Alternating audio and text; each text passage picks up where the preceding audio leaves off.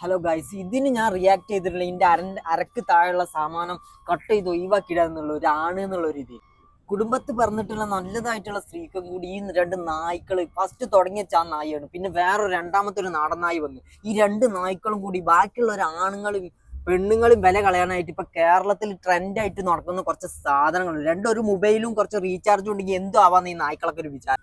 ഇമാതിരി മറ്റോടത്തെ ട്രെൻഡ് ഇപ്പം നിർത്തിയിട്ടില്ലെങ്കിൽ കുറെ കുടുംബങ്ങൾ അനാഥരായി പോകും. പിന്നെ എനിക്ക് ഈ വീഡിയോയിൽ തെറി പറഞ്ഞതിൽ കുറച്ച് പരിമിതികളുണ്ട്. എനിക്കിപ്പോ പച്ചക്കും ചോന്നിട്ടും പല കളറിലായിട്ട് പോലെ തെറി വരാൻ തോന്നുന്നുണ്ട്. കാരണം അമ്മാതിരി അതാണ് നായിന്റെ മക്കൾ ചെയ്തു വെച്ചത്. ഇതേപോലെ ഒരാണ് ബസ്സിൽ ഇതേപോലെ സെൽഫി വീഡിയോ എടുത്തുകൊണ്ട് നിന്ന പെണ്ണ് എന്തായാലും കംപ്ലൈന്റ് ചെയ്യില്ല. ഇപ്പൊ ശരിക്കും തെരഞ്ഞ ആണുങ്ങളാണ് കംപ്ലൈന്റ് ചെയ്തത്. ആ പെണ്ണിന് എന്താ അധികാരമാണ് വേറെ ഒരാളെ വീഡിയോ എടുക്കാനായിട്ട്? ഓള് തികച്ചൊരു മാന്യതയുള്ള പെണ്ണാണെന്നുണ്ടെങ്കിൽ നേരെ പോലീസ് സ്റ്റേഷനിൽ ഒരു കംപ്ലൈന്റ് രജിസ്റ്റർ റീച്ച് കിട്ടാനല്ലാതെ ഏത് പൊട്ടനാണ് മനസ്സിലാവും ഇത് റീച്ച് കിട്ടാനാണ്. ഇതിന് ഞാൻ ആദ്യം ഒരു മറ്റേ പെണ്ണിന്റെ വീഡിയോ ഇതാക്കിന്. അത് എന്താ പറയാ, അത് റിയാക്ട് ചെയ്ത് കഴിഞ്ഞ അപ്പൊ തന്നെയാണ് ഇത് കണ്ടത്.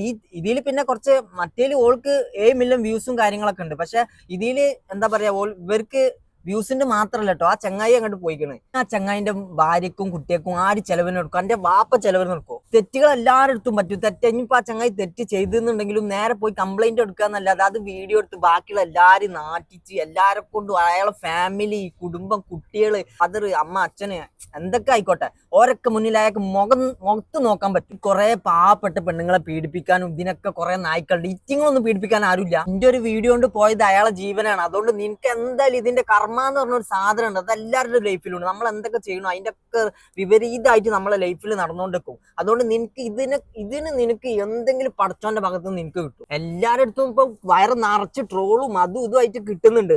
എനിക്കിപ്പോ എന്താ പറയാ, എന്റെ പേഴ്സണലി എനിക്ക് ഇതിന് ശരിക്കും പറഞ്ഞ മോന്ത പിടിച്ച് ഒരതാൻ തോന്നുന്നുണ്ട്. എല്ലാവരുടെ അടുത്ത് തെറ്റ് പറ്റും എന്ന് വിചാരിച്ച് ആളെ ഇതേമാതിരി ഇങ്ങനെ ഇതാക്കരുത്. ഇത്രയെങ്കിലും പറഞ്ഞിട്ടില്ലെങ്കിലേ ഞാനൊരു ആണാണെന്ന് പറഞ്ഞ് നടക്കണേല് ഒരു അർത്ഥമില്ല.